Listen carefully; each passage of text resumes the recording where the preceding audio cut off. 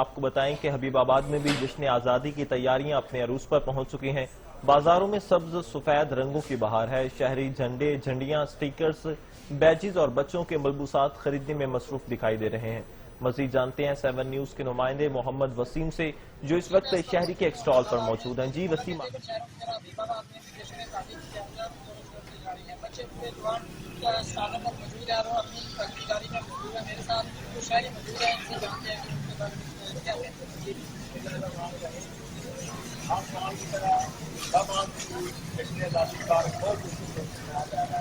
آپ بھی اپنے بچوں کے لیے گڈیاں اور